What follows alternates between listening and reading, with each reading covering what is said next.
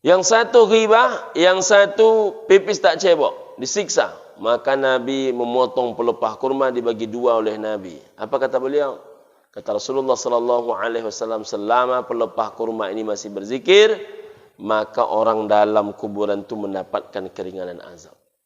Pelepah kurma saja berzikir, dapat dia keringanan azab. Apalagi kalau anak dia berzikir.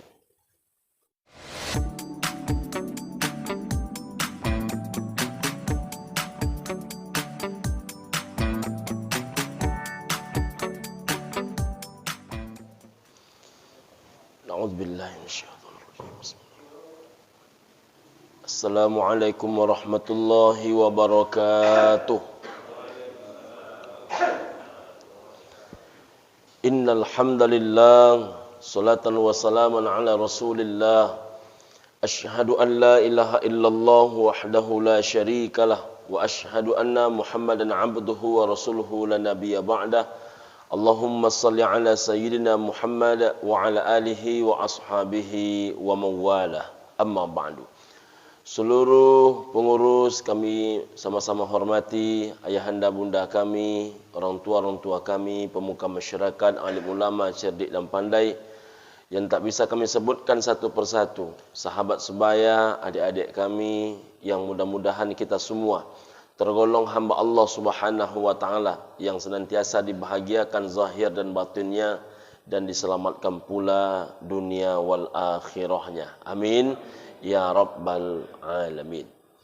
Saya pagi ini Ibu dan Bapak rahimakumullah kembali mendapatkan tugas menggantikan Dr. Haji Mawardi Muhammad Saleh. Kalau saya tak salah, ini sudah yang kedua kali atau yang ketiga kali saya menggantikan beliau. Jadi yang namanya pemain pengganti tentu tak sama dengan pemain inti, Ibu dan Bapak. Saya tak mengkaji kitab Ibu dan Bapak rahimakumullah karena saya tak tahu juga apa yang beliau bahas.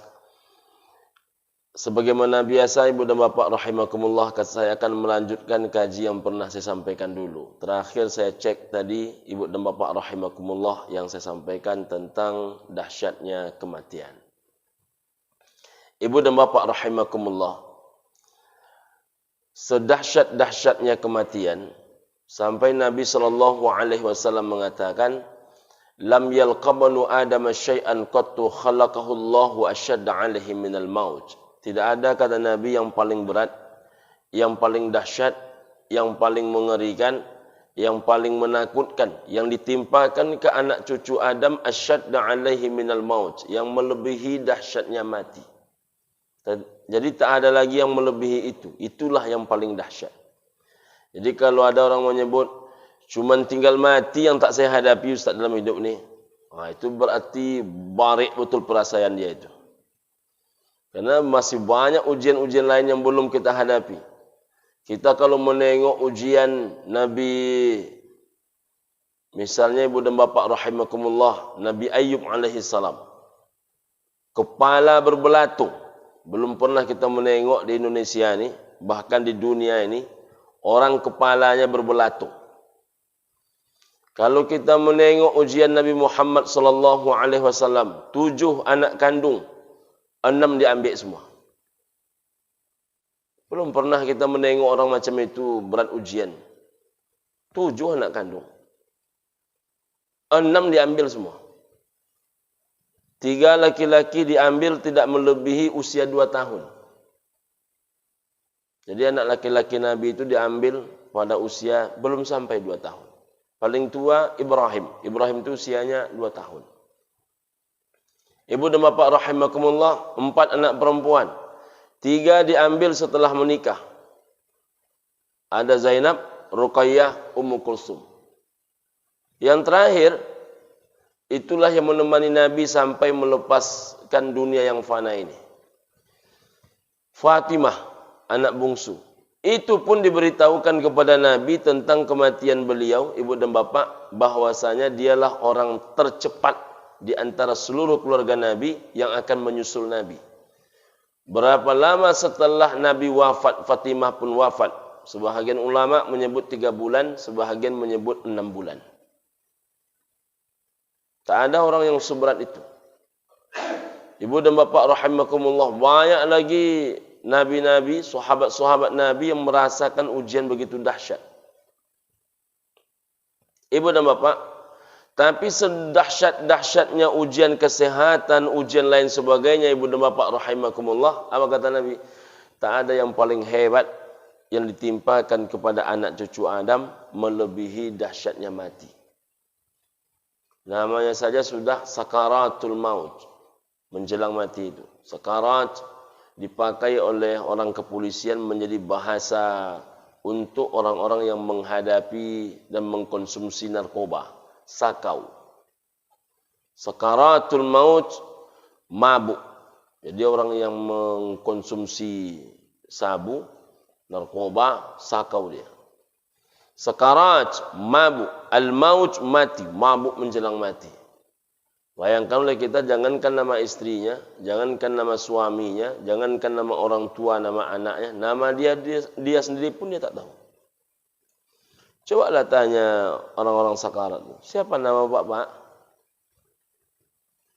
Jangankan nama dia, tiap malam dia tahajud, Senin Kamis ia puasa, paling tidak satu hari dia baca 1 juz Al-Quran. Tak mampu dia menyebut nama Allah itu di akhir kehidupan dia. Padahal jaminannya tak tanggung-tanggung. Man kana akhiru kalamihi la ilaha illallah dakhalal jannah. Siapa yang di akhir hidupnya mengucapkan la ilaha illallah, tempat dia adalah syurga. Tapi tak mampu dia mengucapkan. Mudah-mudahan kita salah satu di antara sebahagian kecil orang yang mampu mengucapkan kalimat tauhid menjelang kematian kita. Amin ya rabbal alamin. Ibu dan bapa rahimakumullah. Sambungan hadis, summa innal mauta la ahwanu mimma ba'dahu. Sedahsyat-dahsyatnya kata Nabi, mati itu terlalu ringan. Tadi kata Nabi yang paling berat, sekarang kata Nabi yang paling ringan. Mati itulah yang paling ringan. Apa ukurannya kalau mati dikatakan yang paling ringan? Mimma ba'dahu, dibandingkan seluruh rangkaian setelah kematian. Jadi kalau dari lahir sampai mati, yang paling berat mati. Tapi dari mati dan sesudahnya mati, maka ibu dan bapa yang paling ringan itu hanya satu. Apa dia? Mati. Alam kubur itu begitu dahsyat. Jauh kalahnya mati. Hari kiamat itu begitu mengerikan.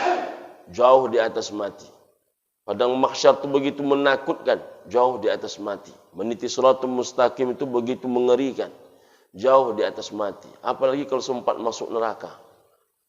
Tak sanggup kita bayangkan. Ibu dan bapak rahimakumullah. Maka di penghujung kaji kita pada pertemuan yang lalu, kita membahas tentang hadis mal mayyitu fi qabrih illa shibghul ghariqa. Tak satu pun mayit dalam kuburnya, kata Nabi, kecuali mereka bagaikan orang dalam keadaan tenggelam. Kaji itulah yang mau kita lanjutkan pagi ini. Ibu dan bapa rahimakumullah. Mal mayyitu fi qabrih, tak satu pun mayit, kata Nabi, di dalam kuburnya illa shibghul ghariqa, kecuali mayit itu, kata Nabi, bagaikan orang dalam keadaan tenggelam. Kalau ibu dan bapa tengok orang tenggelam, ibu tengok dalam YouTube ni, orang tenggelam, maka ibu dan bapa akan menengok beraneka ragam orang dalam keadaan tenggelam. Salah satunya, ibu dan bapa rahimakumullah, orang tenggelam ni, pertama dia akan menggapai-gapaikan tangan dia. Macam itulah ayah mak kita yang sudah tiada. Yang kedua, ibu dan bapa, orang yang dalam keadaan tenggelam bertemu akar-akar dijadikan tempat bergantung. Bertemu kayu-kayu dijadikan tempat bergantung. Bertemu rumput-rumput pun dijadikan tempat bergantung. Padahal rumput itu tak akan bisa menolong diri dia. Tapi begitulah paniknya. Makanya setelah dikatakan Nabi mereka dalam keadaan tenggelam, al-mutaghawwis, kata Nabi. Ditambahkan oleh Nabi dengan kalimat al-mutaghawwis. Mereka panik. Mencekam. Tak pernah mereka membayangkan, ibu dan bapa rahimakumullah, saya 2 kali memasukkan orang yang saya cintai ke dalam kubur. Tahun lalu emak kandung. Beberapa hari yang lalu ayah kandung. Saya tengoklah, ya Allah, ya Rabbi. Tu bayang kita memasukkan mak ayah kandung kita ke dalam kubur, tempat yang sempit. Banyak orang menangis, saya tak menangis. Kalaupun mata saya mengalirkan air mata, satu yang saya pikirkan, ya Allah, selamatkanlah ayahku ini. Selamatkan ia, ya Allah. Mampukan ia menjawab. Saya katakan kepada beliau, ayah, selamat jalan. Mudah-mudahan ayah diberikan kemudahan menjawab. Banyak saya dengarkan orang menangis, ibu dan bapak rahimakumullah. Apa yang dia tangisi? Udah tinggalkan kami. Ini apa-apaan ini? Dulu berjanji saya duit saya mati. Oh, macam-macam lah sudah. Ibu dan bapak rahimakumullah. Banyak orang menangis yang dia pikirkan dia. Kita itu kalau menangis ditinggalkan oleh orang yang kita cinta, yang kita pikirkan itu mereka. Itulah cinta yang paling hakiki. Banyak orang hari ini menangis karena dia tak lagi punya suami. Banyak orang hari ini menangis karena dia tak lagi punya anak, punya orang tua. Jarang orang hari ini menangis memikirkan macam mana nanti anak dia ini bertanggung jawab di hadapan Allah. Macam mana nanti istri dia di hadapan Allah. Macam mana nanti suami dia di hadapan Allah. Jarang orang berfikir macam itu. Maka menjadi jali tangis itu. Menyebut-nyebut, meratap-ratap. Bukan sayang, itu benci namanya. Innal mayyita la yu'adzabu bibukai ahlih, kata Nabi. Setiap jenazah itu sesungguhnya mereka diazab dalam kuburnya. Bibukai, karena ratapan ahlihi, keluarganya. Ibu dan bapak yang berbahagia, maka kemudian apa kata Nabi sallallahu alaihi wasallam? Saat itulah yantaziru da'watan. Ini pertama. Saat dia panik itu, dia rupanya menunggu sesuatu. Apa yang paling ditunggu oleh jenazah ketika dia masuk ke dalam liang lahat? Yang pertama kali dia tunggu yantaziru da'watan, menunggu doa. Jadi setelah ibu dan bapak memasukkan keluarga tercinta masuk ke dalam kubur, pertama kali yang mereka tunggu itu doa. Doa siapa yang paling hebat? Kalau bisa doa itu, ibu dan bapak, doa yang 4 ini jangan sampai hilang. Pertama, doa yang paling dia harapkan itu min abin au ummin. Doa ayah dia, doa emak dia. Kalau ibu-ibu yang paling hebat mendoakan ibu, suami. Setelah doa ayah mak, kata Nabi, awwaladin, anak-anaknya. Setelah itu, awsadikin thiqah, doa teman-temannya yang thiqah, yang terpercaya keimanannya, yang baik amal ibadahnya. Sekarang macam mana orang tua itu akan mendoakan kita kalau hati dia sakit selama memiliki anak macam kita? Mengapa doa orang tua? Datanglah jemaah tabligh. Ustaz, kata beliau, Ustaz, kami baru pulang IPB, India, Pakistan, Bangladesh. Lalu di Bangladesh itu, Pak Ustaz, kami dapat pengalaman yang begitu luar biasa. Apa itu, Pak? Kami bertemu dengan seorang syekh. Lalu datanglah seorang kawan kami minta tolong didoakan. Apa kata kawan itu? Syekh, tolong doakan kami 3 perkara. Pertama, doakan kami diberikan saat sakaratul maut, lalu kami mati husnul khatimah. Jadi matinya husnul khatimah.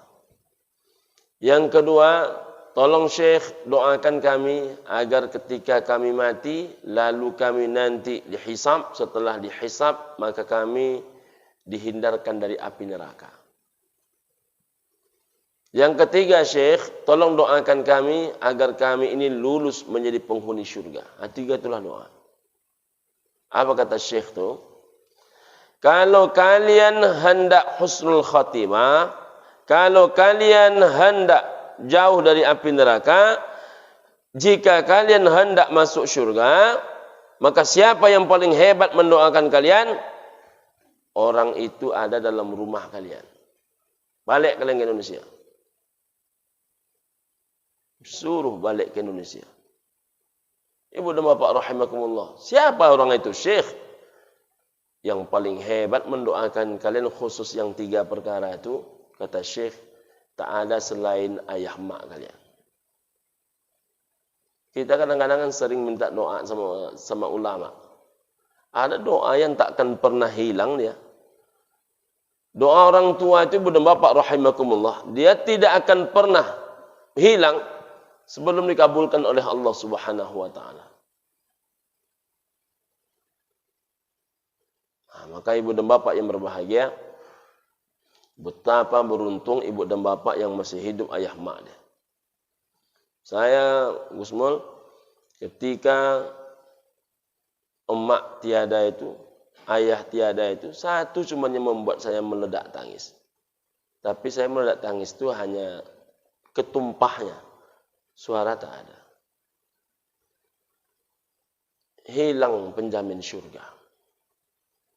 Karena tak ada sehebat itu penjamin syurga. Macam mana pun istri saya mengatakan, suami saya ini soleh, tapi dia tak bisa menjaminkan syurga saya.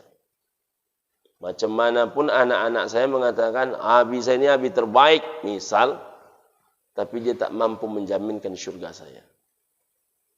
Tapi yang mampu menjamin syurga kita itu ayah mak kita. Maka ke ayah mak ni, kalau nak duduk, tak boleh lebih tinggi duduk dibandingkan duduk dia. Walaupun dia ridha. Kita lagi duduk agak tinggi, mak kita agak rendah. Nampak oleh kita duduk mak kita tu agak rendah. Batalkan duduk lebih tinggi itu. Nak apa-apa, kata mak kita. Jangan bang. Pindah dari tempat duduk tu. Tak boleh tempat duduk kita lebih tinggi daripada mak kita. Bersalam dengan dia tak boleh badan lebih tinggi daripada badan dia. Mesti bersimpu. Bersimpu. Tak boleh menunjukkan siapa diri. Kita ketua ini, lembaga ini, kita kepala dinas ini, kepala dinas macam-macam. Ibu dan bapak rahimakumullah. Tapi depan emak ayah kita, kita ni anak mereka. Kalau depan orang tua kita ni anak, maka tak ada hebatnya kita tu. Kena marah, iya mak. Iya mak. Iya mak. Iya mak. Le jol yang tu, joleh mak, joleh. Tak ada yang tak joleh. Semuanya joleh. Saya, ibu dan bapak rahimakumullah, di IKMI itu kan sekarang sedang banyak kegiatan. Setahun itu kami punya program 34 hingga 40 program. Setahun menghabiskan dana 509 juta. Lebih. Ibu dan bapak rahimakumullah. Maka saya beberapa waktu terakhir ini keliling. Karena kan tidak ada bantuan dari organisasi manapun. Ini murni uangnya umat. Saya temui si anu. Beberapa pejabat yang saya temui, ibu dan bapak rahimakumullah, besok saya berjumpa dengan komisaris utama Bank Riau Kepri. Pagi jam 8 insyaAllah. Ketika beliau mendelegasikan, umpamanya pejabat itu mendelegasikan, tolong kamu bantu Pak Ustaz ni. Wah, itu apa kata anak buahnya? Siap. Siap Pak. Siap. Siapa orang yang paling berhak mendapatkan siap. Perlakuan kita paling baik itu kepada siapa? Emak ayah kita. Apa yang dia minta itu tak boleh ditolak. Rumah kita ni sudah mulai enggak cantik, ganti rumah baru, ganti. Sampai ke situ. Karena harta orang tua tidak otomatis harta anak. Tapi harta anak otomatis harta orang tua. Maka seluruh penghasilan bapak itu jangan dikasih ke istri. Iya bu. Dia mau ibu apa ya?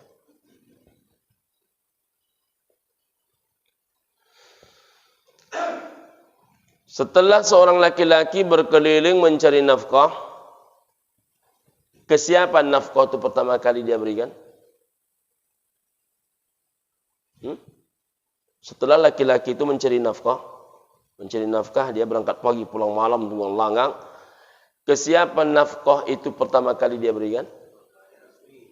Mestinya ke ayah mak dia. Yang terjadi ke siapa? Istri dia.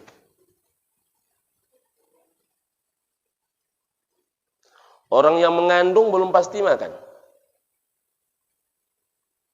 Yang mengandung dia belum pasti makan. Orang yang melahirkan dia belum pasti makan. Orang yang menyusukan dia belum pasti makan. Orang yang dahulu hampir dibunuh orang, bahkan dibunuh orang gara-gara membesarkan dia, belum pasti makan. Tapi bini dia pasti makan. Lalu kita harapkan doa mereka setelah kita mati. Kira-kira doanya macam mana? Saya sudah 20 tahun berumah tangga ibu dan bapak. Ditanya oleh jemaah, jadi Pak Ustadz macam mana uang belanja kepada umi anak-anak? Tanyalah sama beliau. Belum pernah ada tahun yang uang belanja untuk istri itu berkurang. Sama pun tak pernah. Yang ada itu meningkat. Oh, enak tuh Pak Ustadz. Tanya lagi saya bilang. Yang kedua, belum pernah istri saya menerima gaji saya itu sebulan full. Belum pernah. Jadi berapa penghasilan saya kumpulkan dulu, berapa hak istri saya serahkan. Ini hakmu, kalau berlebih itu tabunganmu, kalau kurang tambah, minta. Mengapa uang ini tak boleh diberikan semua? Kalau diberikan semuanya, macam mana saya memberikan mak saya? Macam mana saya memberikan ayah saya? Macam mana saya nak membantu keponakan? Maka banyak sekarang mamak-mamak tu hanya cakap saja anak dipangku, keponakan dibimbing. Kue 2 kotak pun tak terhantarkan oleh dia ke rumah keponakan dia itu. Cobalah. Ini saya minta maaf ini. Kue 2 kotak. Janganlah kue mahal-mahal. Kue serpong tu kue apa nama itu? Seprong. Yang digulung-gulung itu.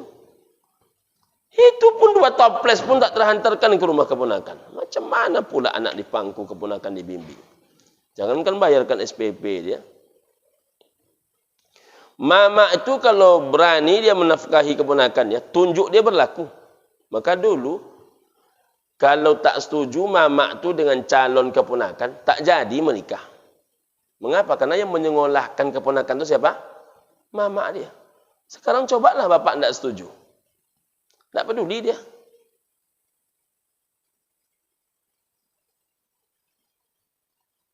Tapi apa yang saya sampaikan ini, Bu dan Bapak, tak semua orang setuju. Tapi saya pun tak peduli juga. Mengapa tak peduli? Karena yang kita sampaikan ini membalikkan cara kebiasaan orang.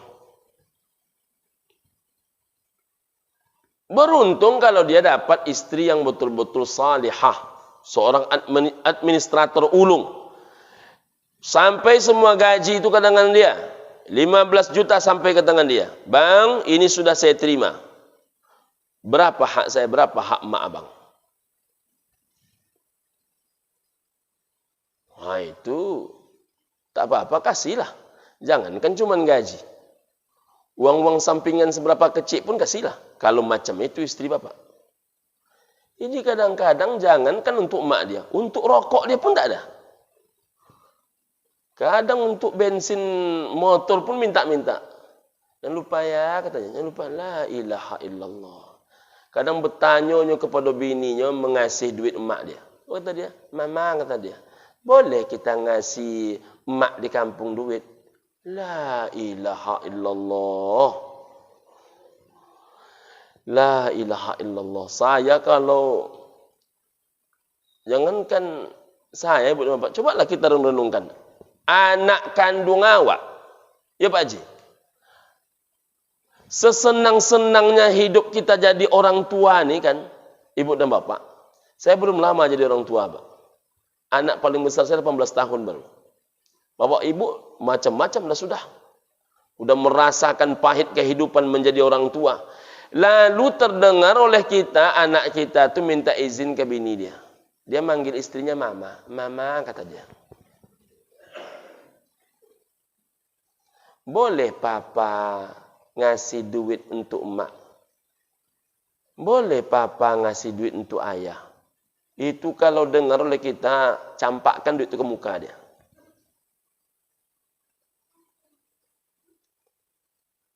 Bapak mau terima duit macam tu? Awak, mohon maaf, dalam mulut awak kasih dia, ha? Ya Pak, dulu Pak. Jangankan dulu. Sekarang, ya Gus, kita mau sebetulnya makanan itu. Dia minta juga lagi. Awak belum dapat. Dikasih apa tidak? Dikasih apa tidak Ibu?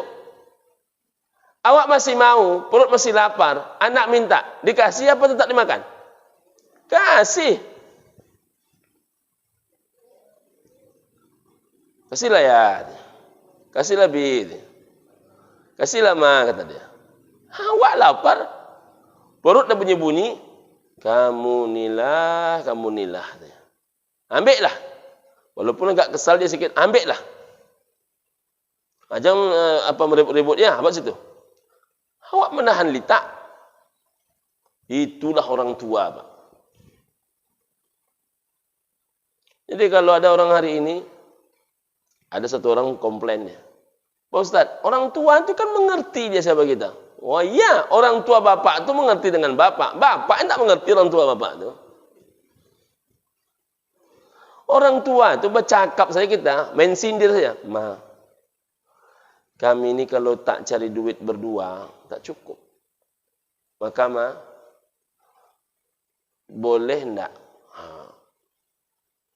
Mama nengok-nengok cucu mama ni. Nengok-nengok kita bilang, apa lo nengok-nengok, kata dia. Biarlah mama jago, kata dia. Orang tua itu siap melayani anak sampai kapanpun juga. Walaupun tak jadi dia tahajud gara-gara itu. Tak jadi dia baca Quran gara-gara itu. Maka ibu dan bapa rahimakumullah, anak yang baik itu dia tak mau menceritakan susah hidup dia itu kepada orang tuanya. Bukan susah dia ceritakan, baik hidup dia ceritakan ke orang tuanya. Karena kalau orang tua itu diceritakan susah, menjadi bahan pikiran dia. Ini asal datang minta duit. Asal datang minta duit. Dikasih. Sampai umur 46, masih minta duit. Ada seorang nenek cerita dia. Saya ni Ustaz, walaupun sudah di kursi roda, badan sehat, duit ada, alhamdulillah, mengaji masih rutin. Satu cuman pikiran saya Pak Ustaz, ni anak-anak ni Pak Ustaz. Di depan anak-anak dia tu, diceritakan, tak satu pun yang berani berbunyi. Ni anak-anak saya yang banyak ni Pak Ustaz, kata beliau. Yang satu datang minta duit, yang satu datang minta duit. Saya tengok anak-anak itu, orang-orang berada nampaknya, masih minta duit ke mak dia. Ini Pak Ustaz nah. Caleg ni Pak Ustaz katanya. Tunjuknya anak itu, anak bungsu. Ini caleg ni Pak Ustaz. Datang minta duit, bukan minta duit.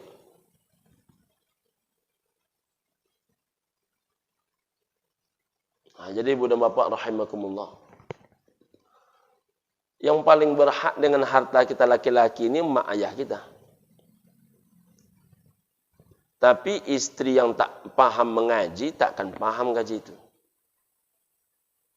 Karena nampak oleh dia duit untuk dia aja. Padahal ibu dan bapak, kalau dia memahami pula, anakku kan nanti kan besar juga. Macam mana perasaanku kalau nanti anakku besar, lalu dia minta izin ke bininya nak memberikan uang belanjaku yang hanya 200.000, 300.000. Terbayanglah perih melahirkan. Saya kan termasuklah beberapa kali menyaksikan istri melahirkan. Itu mak macam ini rupanya saya bilang. Tempat yang sempit itu, keluar badan sebesar itu. Lalu minta izin badan tu. Boleh papa ngasih duit mak kampung, kata dia. La ilaha illallah. Rupanya kalau masuk dia ke dalam kubur, siapa yang paling hebat mendoakan dia? Ya ayah mak dia tu. Bapak ibu yang masih hidup ayah maknya, beruntung hidupnya di situ. Yang menandatangani syurga ibu dan bapak masih ada. Tapi kalau kami yang sudah wafat ayah maknya, yang menandatangani syurga itu betul yang sudah pergi.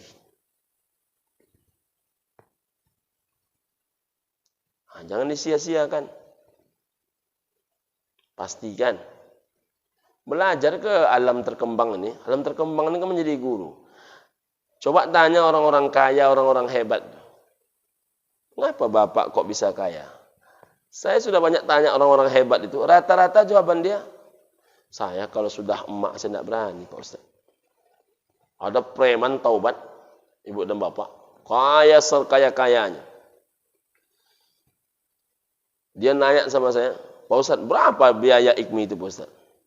Saya akan coba bantu. Saya pun berjumpa dengan beliau. Preman dia datar aja dunia ini oleh dia. Tapi kalau sudah menyangkut emak dia, itu saya tak bisa tuh Pak Ustaz. Saya kalau sudah menyangkut emak ni Pak Ustaz, saya tak ada berani sama sekali. Saya macam kucing kena li di depan emak saya Pak Ustaz. Macam mana pun tamu nak datang, saya nak jumpai orang tu, emak saya bilang, balik. Balik. Itu yang paling sulit itu. Menjadikan orang tua itu raja di raja. Itu paling sulit. Ibu dan bapak rahimakumullah. Selain orang tua, awaladin, anak-anak. Anak-anak kita ini hebat doanya. Bedanya doa orang tua dengan doa anak. Doa orang tua itu pasti. Doa anak itu insya Allah pasti. Ibu dan bapak rahimakumullah. Selain doa anak, doa suami, doa istri, doa siapa lagi? Ausadiqin sikoh, doa teman-teman. Doa teman-teman yang sikoh. Termasuklah jamaah Masjid Nurul Fajar. Makanya kenapa kita mesti cari kawan sebanyak-banyaknya? Karena kita tak tahu di antara yang banyak ini doa siapa yang paling makbul. Mana tahu doa sahabat, doa teman dekat, doa tetangga. Itu pertama, ibu dan bapak rahimakumullah. Yang kedua, apa yang paling ditunggu oleh jenazah setelah ia berpulang ke rahmatullah? Kata Nabi, fa inna hadiyatal ahya, hadiah terbaik dari orang yang hidup, ilal amwat, kepada mereka yang telah mati, kata Nabi, al istighfaru lahum, bacakan istighfar buat mereka. Bisa kita pahami makna istighfar ini dua, ibu dan bapak. Pertama, bacakan memang istighfarnya. Astaghfirullahal azim. Mengapa kita yang baca istighfar kok sampai kepada mayit? Lewatlah Nabi di pemakaman tua. Tiba-tiba meringkik kuda Nabi. Naik kakinya ke atas. Nabi pun hampir terjatuh. Lalu Nabi melompat. Nabi memotong pelepah kurma. Pelepah kurma yang dipotong ini dibagi dua oleh Nabi. Satu ditusukkan ke kuburan si fulan. Satu lagi ditusukkan ke kuburan si fulanah. Siapa mereka ini? Rupanya di antara 7 yang mengisi makam-makam tua itu, 2 sedang disiksa di alam kuburnya. Nabi tak mendengar langsung, tapi kuda Nabi mendengarkannya. Ibu dan bapak rahimakumullah, disampaikan kepada Nabi bahwasanya informasinya yang satu di antara 7 kuburan tadi adalah orang yang suka berghibah, menceritakan aib orang. Yang satunya lagi, ibu dan bapak rahimakumullah, ini adalah orang yang pipis tapi tak cebok. Sekarang hal macam ini dianggap orang bukan dosa, Pak. Padahal banyak dosa yang menyebabkan manusia diazab di alam kubur gara-gara 2 perkara ini. Ghibah, bergunjing. Ada orang mengatakan, kami ibu-ibu ni macam ni lah Pak Ustaz. Duduk. Habis tu tergunjingkan orang. Tapi saya sekarang menengok bukan hanya ibu-ibu macam tu. Bapak-bapak pun banyak juga. Duduk, cerita-cerita Anda sampai pula menceritakan orang. Saya tak menyebut ibu mana, bapak mana, siapa dia. Ini fenomena saja. Ibu dan bapak rahimakumullah, bergunjing. Kata Nabi SAW, jangan kalian bergunjing. Habiskanlah waktu kalian itu mencari kekurangan diri kalian hingga tak sempat mencari kekurangan orang lain. Jangan sebaliknya, habis waktu mencari kekurangan orang hingga tak sempat mencari kekurangan diri sendiri. Yang kedua, pipis tapi tak cebok. Kalau kita keluar kota, dulu sebelum ada mall, sebelum ada tol, ibu dan bapak rahimakumullah, sebanyak-banyaknya kita menengok bapak-bapak tu di tepi jalan, mentembak-tembak ban aja nampaknya. Tembak ban jentik sikit, tembak ban jentik sikit. Padahal cebok ni urusan paling mudah. Tak bisa dengan air, dengan batu. Sekarang lebih simpel, ada tisu. Ya kan? Lebih bersih. Ada batu. Tak ada batu, daun. Yang penting agak hati-hati nengok daunnya. Nasal-asal olesnya. Ibu dan bapak rahimakumullah.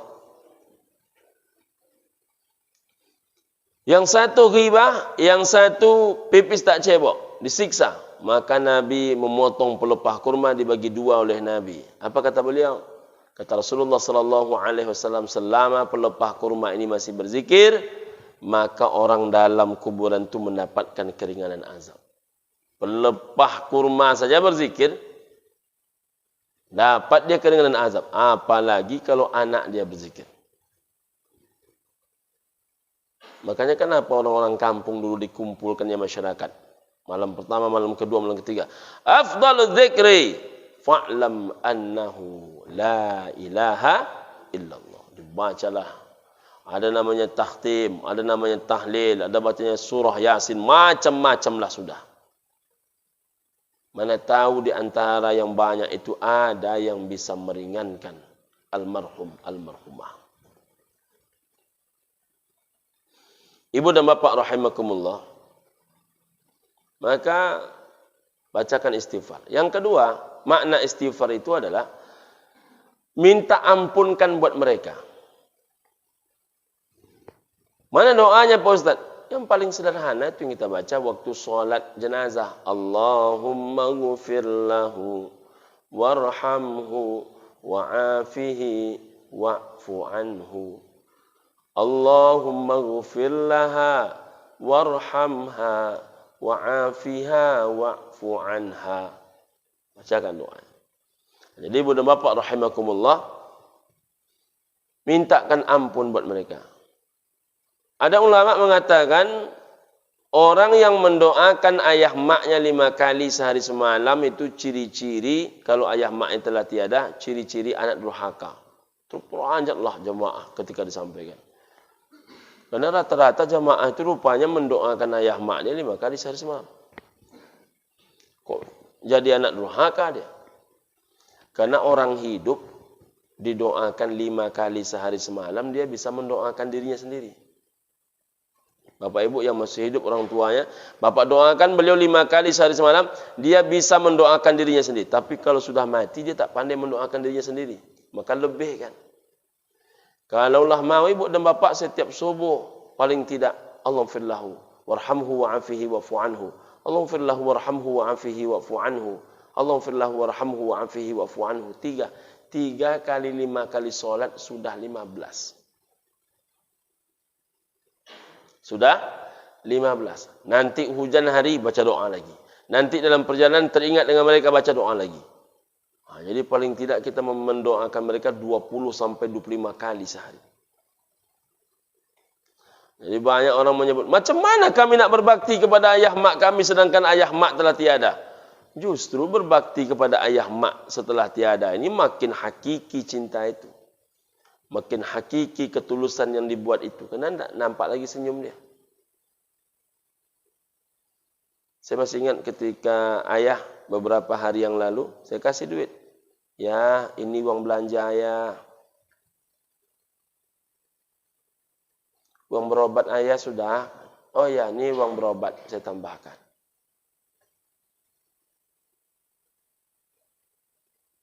Nampak senyumnya, nampak bahagianya ketika menerima. Tapi kalau sudah tiada, Pak, bagaimana nak mengeluarkan ini tiap bulan? Karena senyumnya tak nampak. Tapi ada jamaah masjid Nurul Fajar. Biasanya berapa dia keluarkan untuk ayah dia? Macam itu setiap tanggal yang sama dia keluarkan untuk ayah dia. Itu luar biasa. Ayah itu telah tiada. 1 juta dia kasih sebulan, 1 juta itu tak pernah hilang. Kemana dia hantarkan? Dihantarkan bulan ini ke Masjid Nurul Fajar. Pak Haji, tolong doakan ayah kami, semoga husnul khatimah. Bulan depan dihantarkan lagi ke pondok pesantren, misalnya Ashabul Kahfi. Bulan depannya lagi dihantarkan ke Darun Nahdhah. Bulan depannya lagi dihantarkan ke panti asuhan. Bulan depannya lagi dihantarkan ke situ, ke situ, ke situ, ke situ. Banyaklah sudah orang mendoakan ayah dia. Tapi payah mencari anak yang mau macam itu. Sudahlah ngasih ayah mak dia hanya 100.000. Wafat ayah maknya, terpotong hak ayah mak itu. Tidak ada lagi. Kalau dulu Pak Haji, sering kita mendengarkan. Bapak Ibu, kita mendapatkan dari anak almarhum Pak Haji Sianu sebanyak 150.000. Mohon doanya, kata beliau, untuk orang tua beliau. Mudah-mudahan orang tua beliau dilapangkan dalam kuburnya. Itu dulu sering kita mendengar. Sekarang tak kemana-mana perginya kaji. Saya tak tahu pula di Nurul Fajar macam mana. Kalau Nurul Fajar insya Allah banyak bagus-bagus. Ibu dan bapak rahimakumullah. Yang terakhir, yang ketiga.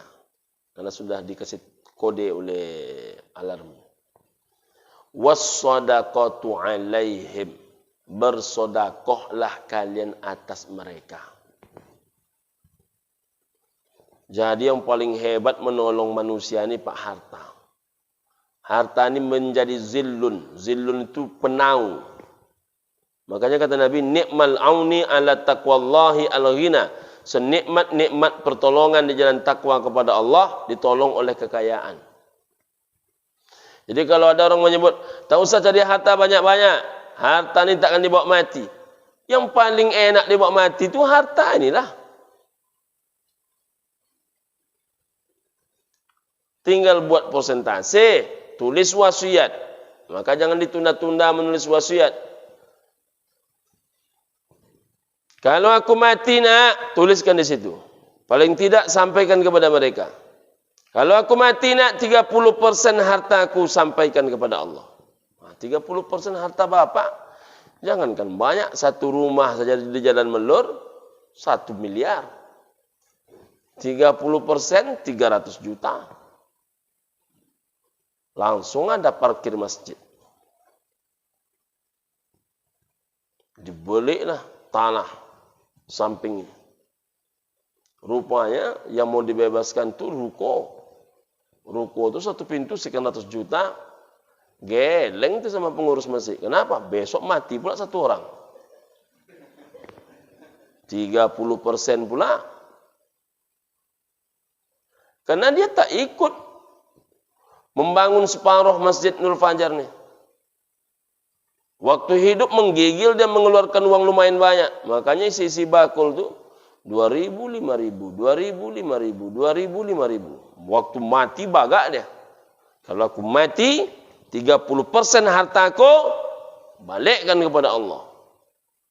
Yang satu 30%-nya 300 juta, yang satu 200 juta, yang satu 500 juta.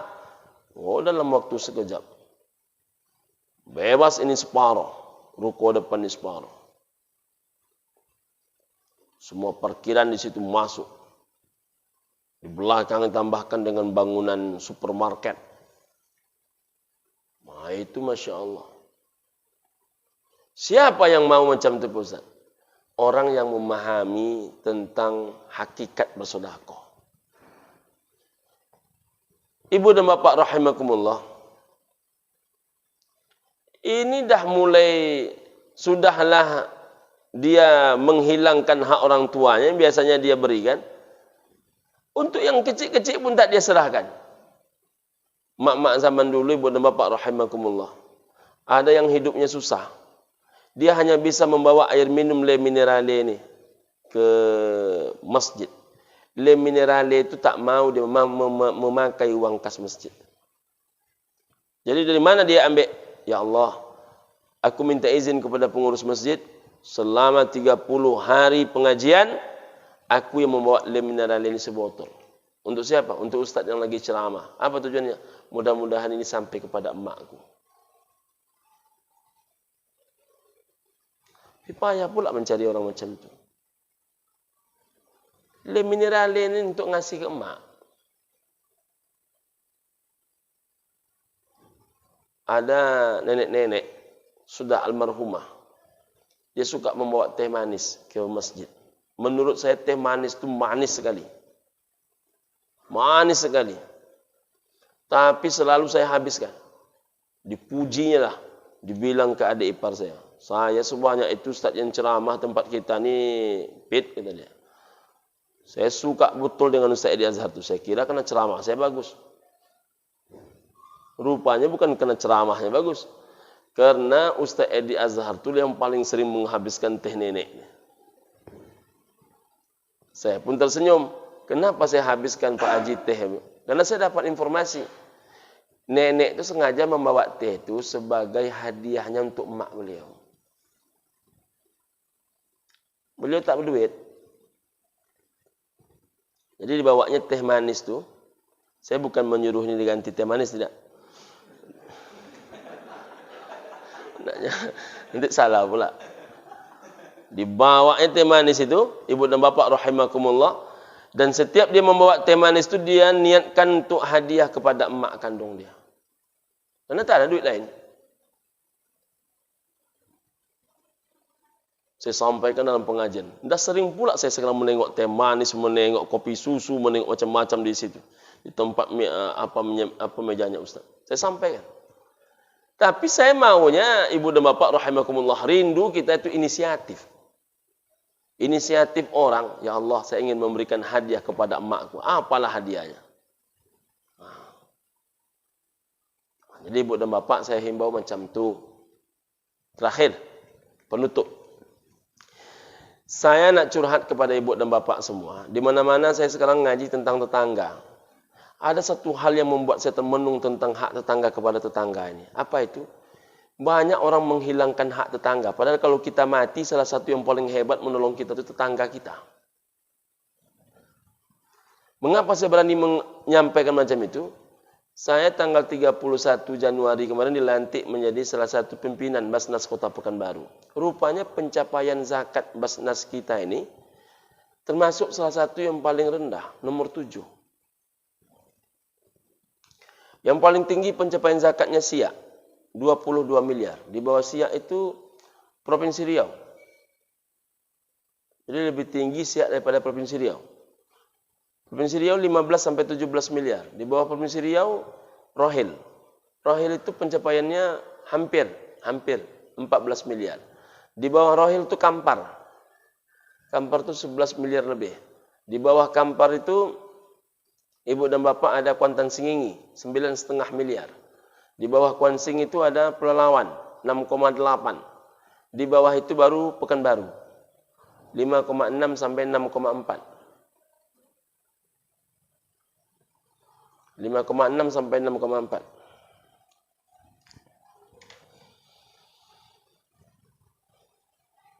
Jadi nomor 7. Ini salah satu yang baru masuk. Ibu dan bapak rahimakumullah. Rupanya berat sekali persoalan kita ini.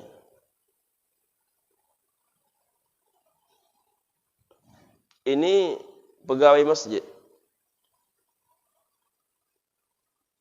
Ini pegawai masjid. Sekelilingnya orang berduit. Tak satu pun orang tak berduit. Jadi semua jamaahnya orang berduit. Tapi untuk menolong pegawai masjid ini, harus dilakukan penggalangan dana. Padahal kurang duitnya cuma 16 juta.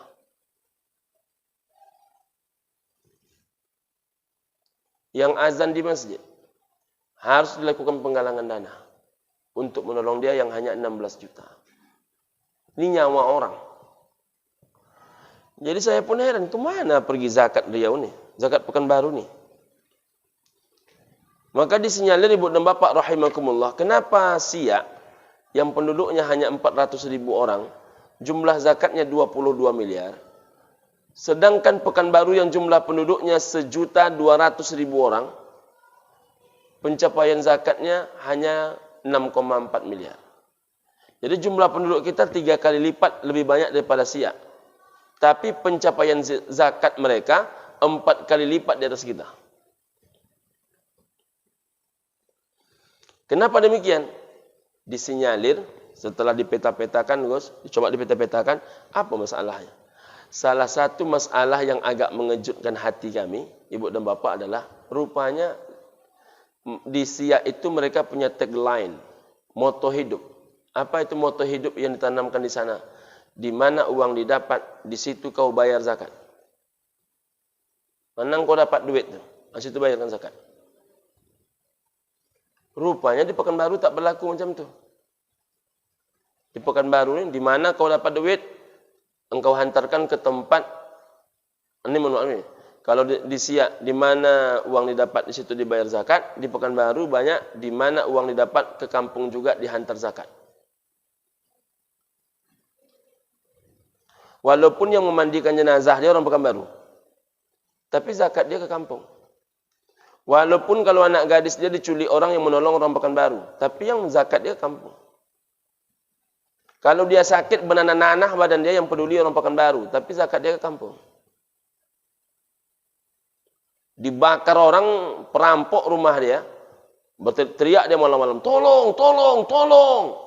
Maka yang berlari menolong itu tetangga dia, orang Pekanbaru, tapi zakat dia ke kampung.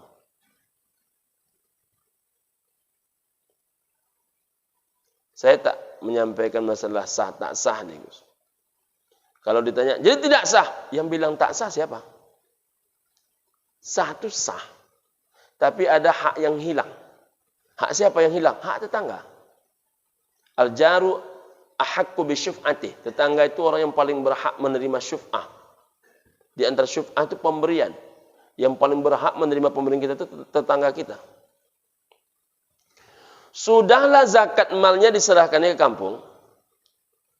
Menurut kita titik, rupanya tidak. Zakat fitrah pun tak mau dia menyerahkan di sini. Sesekali besok Pak Haji, coba buat presentasi.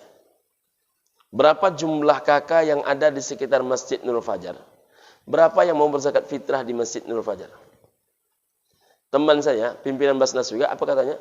Di tempat kami itu, Ustaz, jumlah kakak 600 kakak. Kalau 600 kakak ini dikali per kakaknya 4 jiwa, 2.400 kakak. 2.400 kakak ini, berapa yang mau berzakat fitrahnya di tempat tinggalnya itu? Hanya 300 jiwa. 2.100 ini kemana? Nguap. Kemana perginya? Wallahu a'lam. Disinyalir, ini juga lari ke kampung.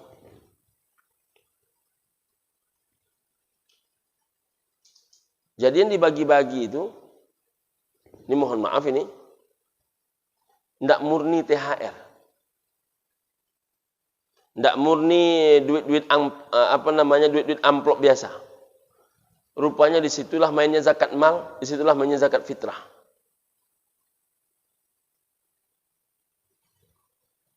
Mengapa orang lebih mau ke kampung? Kalau prasangka baiknya, mungkin mereka ingin mengabdi untuk orang kampung. Kalau prasangka baiknya mungkin karena dia menengok di kampung susah. Tapi sebaliknya, kalau nak direnungkan dia sedikit, apakah di antara niatmu berzakat mal, berzakat fitrah ke kampung karena di kampung namamu disebut? Lah kayo nak sianu kini. Lah berjaya nyo kini, lah sukses nyo kini, apa buktinya? Nyo magi ke masjid sekian. Nyo magi kena yatim sekian. Kalau ada tersirat di hatimu untuk itu, kita sudah bercocok tanam sebuah pasir di atas batu bulat yang licin. Lalu datanglah hujan lebat, angin puting beliung. Apakah masih ada pasir itu? Sekali lagi saya tak menuduh, tapi mengingatkan. Lebih parahnya lagi, zakat mal ke kampung, zakat fitrah ke kampung, kurban pun ke kampung. Kurban itu hanya sekali setahun.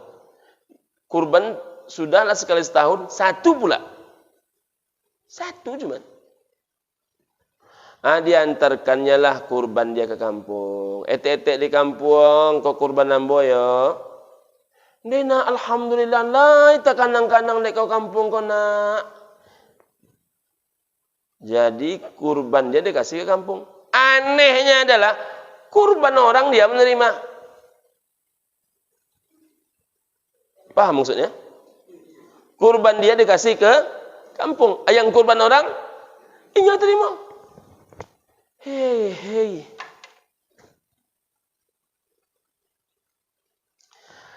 Kalau tidak akan bisa menolong orang kampung nih, biarlah jatah-jatah kita sebagai warga itu kasih ke mereka semua.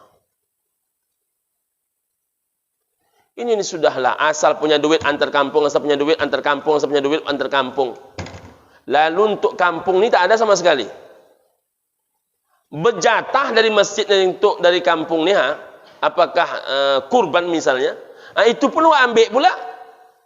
Lalu apa pemberian kita untuk kampung kecil ini? Jadi apa pemberian kita untuk orang-orang fakir miskin di sekitar ini? Kalau semua nak dikasih ke kampung.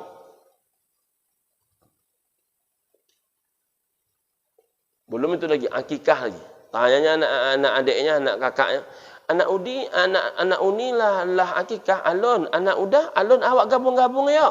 Dapatlah 7 akikah, diganti seekor sapi. Di mana dia bantai? Jadi tetangga dia dapat apa? 2 dapatnya. 1 dapat.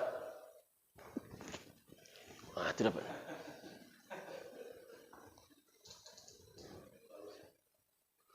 Saya singgah ke rumah Gus Mul. Ini keluar, banyak saya dapat. Walau jauh. Itu kita bertetangga. Ini tetangga dia apa dapat dari dia? Hanya cegukan. Itu pahit itu, Pak. Yang kedua dapatnya cerita. Kami patang mengakikahkan anak di kampung. Bawa kami bantai itu. Kata tetangga dia, iya bu. Iya bu katanya. Kami Pak kalau menguburkan jenazah tu di kampung tu 3 kilo paling tidak jaraknya antara rumah ke kuburan tu. Ditawarkan oleh wakil ketua DPRD ambulans. Tak mau anak-anak muda kampung tu. Kenapa? Antua jangan kasihkan mak udo. Mak saya tadi panggil mak udo. Saya dipanggil di kampung antua. Antua jangan kasihkan mak antua ke ambulans. Kami yang akan mengangkat. Tetangga siapa? Tetangga mak saya. Kenapa macam tu betul anak-anak muda tu? Karena mak saya tu kalau ada anak-anak muda tu ke masjid, kami yang. Besok wang masjid tu semua, kau pergi belanja. Terdengar anak-anak muda tu azan, mak saya tu pandai mengaji. Terdengar anak-anak muda tu azan, lalu lewat depan rumah. Yong, kau mai. Apa mau dah? Wang tadi azan. Iya muda, salah muda. Karena dia takut salah. Apa kata mak saya? Lah hebat ang tu. Cuman tadi ndak ha dong. Ha pode. Hayya. Besok perbaiki itu aku piti untuk beli lontong ya. Maka tak mau anak muda tu. Jangan dikasihkan bulan. Kami yang mengangkut. Tak dapat saya megang. Siapa itu? Tetangga. Jadi boleh kasih kampung. Boleh. Tapi tinggalkan juga lah di sini. Kalau dapat 70%, sini 30% kampung. Tak juga bisa lah Ustaz, 60-40 lah. Tak juga 55-45 lah. Pokoknya jangan habis semua. Ini giliran menyelenggarakan jenazah tetangga. Giliran membagi ke kampung. Itu sunnah siapa yang kita ikuti. Sekali lagi bukan tidak boleh. Tapi tinggalkan juga lah untuk hak tetangga. Itu yang dapat saya sampaikan Bapak Ibu rahimakumullah. Sudahlah jarang saya ke sini dah kayak orang marah-marah saya ceramah. Ini bukan marah sebenarnya, ini ekspresi saja. Mengekspresikan cara penyampaiannya saja. Semoga ada berkah, ada kebaikan. Ibu dan Bapak minta dimaafkan atas segala kekurangan. Billahi taufiq wal hidayah, war ridha wal inayah. Assalamualaikum warahmatullahi wabarakatuh.